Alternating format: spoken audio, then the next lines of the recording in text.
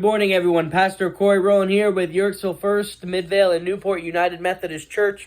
And I have a devotional to share with you today out of the book of Genesis, and it's Genesis 50, verse 20. And remember, we're looking at the but God, the times that God stepped in and did something.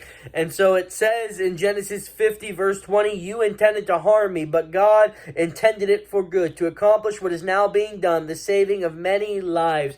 And if you know your scriptures, you know this is Joseph's account to his brothers. As when he meets his brothers, you remember his brothers sold him into slavery because they hated him, and he ended up being second in command over Egypt, second only to Pharaoh, and he used his power and his position to save many lives. He used the wisdom God gave him to prepare for a famine. And so when he saw his brothers, he was giving him this account. And his brothers, they did not intend him to rise up to power. They hated him. They intended it only for good, only for bad. But Joseph says, you intended it for bad, but God intended it for good. And the truth of the scriptures is what, it says in Romans, that God works all things for the good of those who trust in him.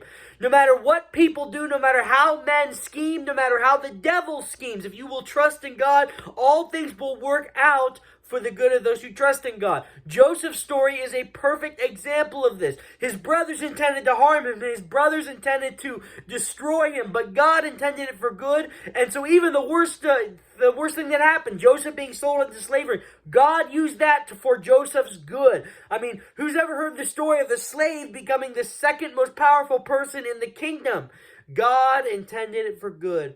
So no matter what people intend for your life, no matter how people treat you, no matter what people do to you, trust in the Lord, because he intends to use it for good. He intends to use it for your good. God only ever has your best intentions at heart. And so today I want you to have faith in God and have faith that he will do what is best for you. No matter how dark, no matter how gloomy it seems, God only has your best intentions at heart. When the world intends it for bad, God intends it for good, and he will use it for the good of all those who trust in him and are called according to his purpose. Amen.